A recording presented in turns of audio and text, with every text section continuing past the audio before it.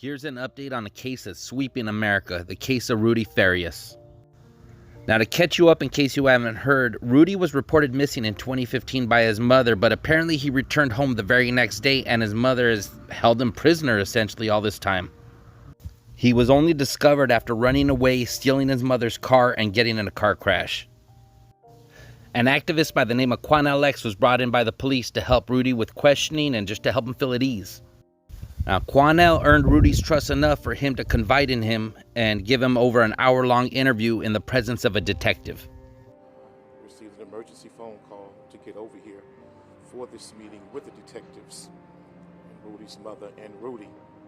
And so I dropped everything I was doing and made it as fast as I possibly could. And I spent about an hour and 20 minutes one-on-one with Rudy and with one of the detectives.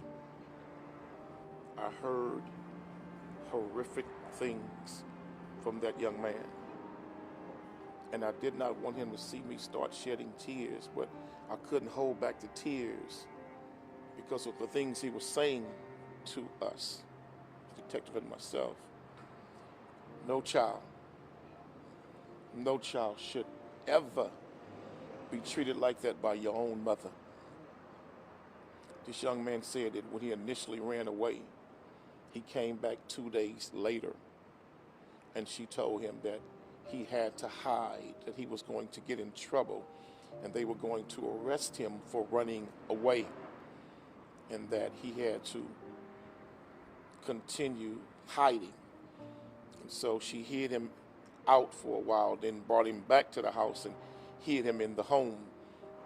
He kept saying, I don't want her to go to prison. I don't want her to get in trouble. I don't want her to go to jail. And she said that he wanted his own life. And his exact word was, I was tired of living like a slave. She would take him to work with her, and he would do the required work she was supposed to do. He said that she would make him sleep in the bed with her. She made him play daddy, that he didn't like getting in the bed with her,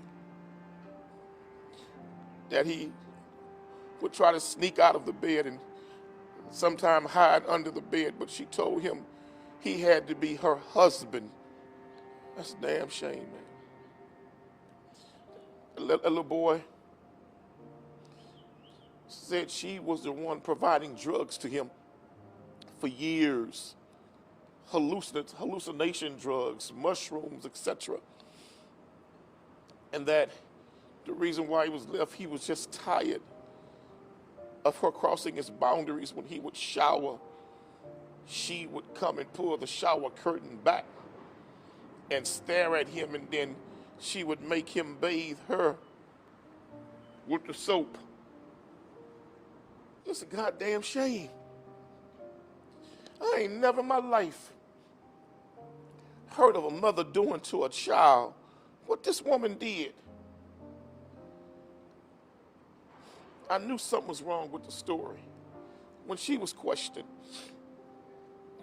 When they found him, he had her credit card in his pocket. She just canceled that credit card 2.5 years ago. So if he's been missing for 8 years, how the hell he get your credit card in his pocket when they found him from 2.5 years ago? And he said to us that she gave him that credit card so he could go and buy her certain things. But with the other, when she was in the room, he wouldn't say nothing. He wouldn't say one word when she was in the room. But the minute she left the room and we were allowed to talk to the young man, and he asked, he said, can I speak with Mr. X by myself? Can I talk to Quanell by myself?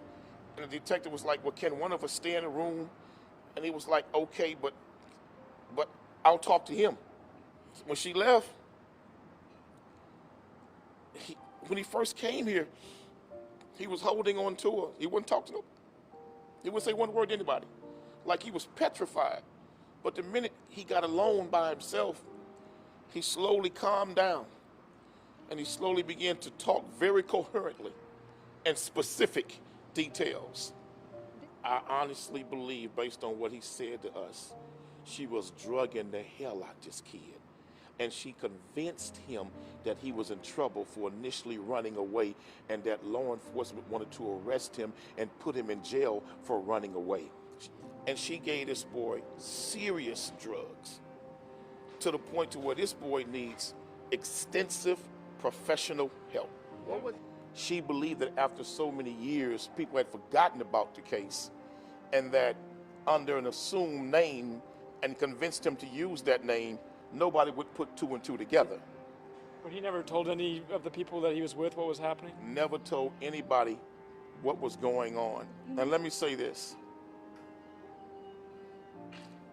That young man's body have scars all over it.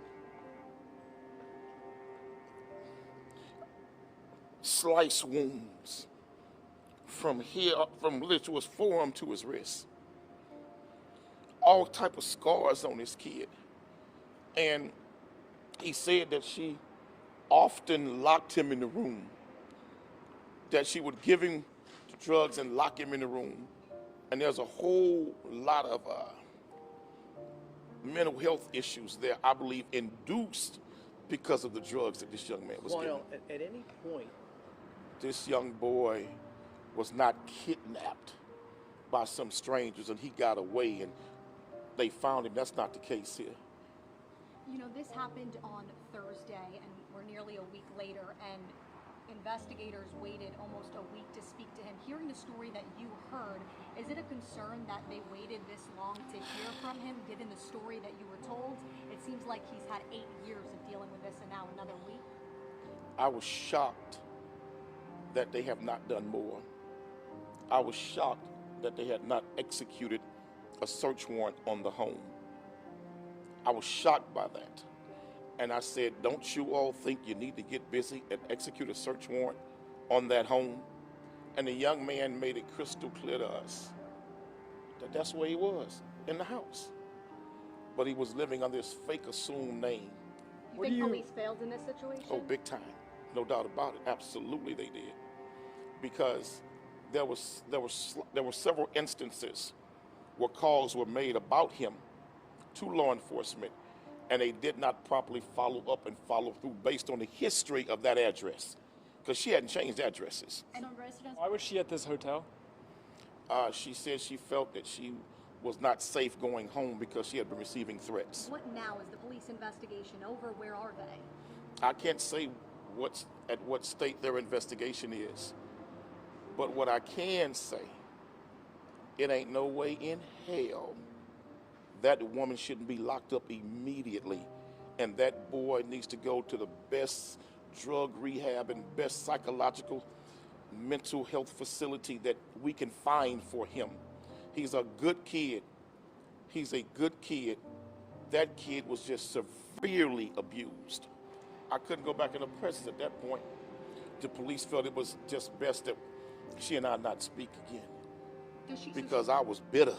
Is she aware of these that the son told you? Yes, she's aware. And then she goes back in there and tries to tell him, and she don't even know that was recorded. Tell him that you made it all up. That it was just a lie. She would ask him to play daddy. She told him that he had to be the husband. She would force him to sleep in the bed with her. And he was forced to sleep at times in the beds with no clothes on. Was anything And physically done? yes, but I don't want to talk about the kissing and all of that stuff. And But he was telling you that there was some sort of sexual action that was happening between let him me and ask you a question. If your mother tongue kissing you in the bed with her naked, what the hell is that? I mean, damn, dude, do we have to go that far? That's what happened. This is sick. Juanel, do you This think, ain't normal. This is sick. Juanel, if these allegations are true, and I understand the position you're in, if they are true, how long before you think there's an arrest? Based on what that young man said to me in front of the detective, I don't see why she's not in handcuffs right now. I don't see why she's not in handcuffs right now. Thank you. Thank you. Thank you.